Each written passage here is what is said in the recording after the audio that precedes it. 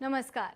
स्वागत है आपका हमारे YouTube channel kidney treatment without dialysis में, जहां हम आपको किडनी से जुड़ी ज़रूरी जानकारी देते हैं। ऐसे ही आज हम बड़े ही खास विषय के साथ आपके सामने आए हैं।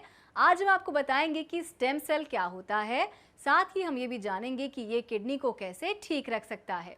आज का हमारा विषय बहुत खास है, इसलिए इस वीडियो को पूरा देखें, वो भी बिना स्किप किए हुए।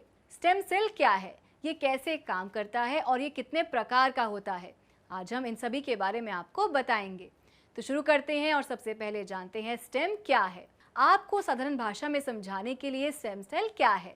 स्टेम सेल को थेरेपी कहें तो ये गलत नहीं होगा। इसका प्रयोग बॉडी की उन सभी कोशिकाओं को वापस से एक्टिव करने के लिए प्रयोग में लाया जाता है जो आपकी बॉडी में किसी परेशानी की वजह से डैमेज हो गई होती हैं। जैसे मान लीजिए आपके हृदय की कोशिकाएं खराब हो गई हैं, तो इनकी मरम्मत स्टेम सेल द्वारा की जा सकती है। इसी प्रकार यदि आंख की कॉर्निया की कोशिकाएं खराब हो जाएं, तो उन्हें भी स्टेम सेल के द्वारा विकसित किया जा सकता है। मेडिकल साइंस का दावा है कि डिमेंशिया, ऑटिज्म, मल्टीपल स्क्लेरोसिस और सेरेब्रल पॉल्सी जैसी बीमारियों का इलाज अब स्टेम सेल थेरेपी से संभव है, क्योंकि इससे बॉडी की उन सभी सेल्स को वापस से एक्टिव किया जाता है जो डैमेज हो चुकी होती हैं। आपको बता दें कि ये प्रक्रिया काफ़ी महंगी होती है। चलिए, ये तो जान लिया आपने कि स्टेम सेल क्या होता है। अब जानते हैं ये कितने प्रकार का होता है। भारत में 2 प्रकार के स्टेम सेल होते हैं। पहला, जो स्वस्थ इंसान के बोन मैरो से ब्लड लिया जाता है और उसके ब्लड से स्टेम सेल बनाया जाता है, और जहां भी स्टेम सेल की ज़रूरत होती है वहां ट्रांसफ़र किया जाता है।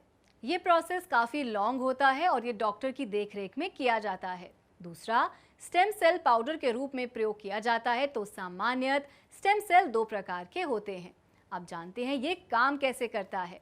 जब आप स्टेम सेल लेते हैं तो ये आपकी बॉडी के अंदर घुल जाता है, क्योंकि ह्यूमन बॉडी में 70% पानी होता है। इससे ये बॉडी में घुलकर अपना काम करने लगता है। इससे आपकी बॉडी के डैमेज सेल धीरे धीरे विकसित होने लगते हैं और इस स्टेम से आपकी परेशानी दूर होने लगती है। अगर बात किडनी की करें तो किडनी के मरीजों को तो पानी का सेवन सीमित मात्रा में करना होता है। तो वो क्या करें। किडनी में खराबी होने के बाद किडनी धीरे धीरे डैमेज होती जाती है, क्योंकि किडनी के मरीजों को पानी पीना भी सीमित कर दिया जाता है।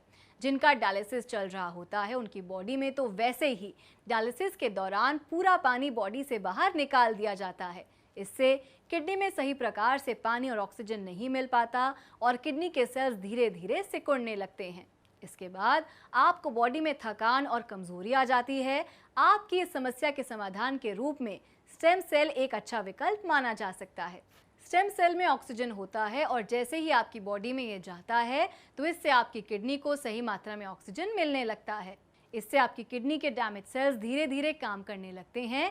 तो इस प्रकार आपकी किडनी के लिए स्टेम सेल लाभदायक हो सकता है।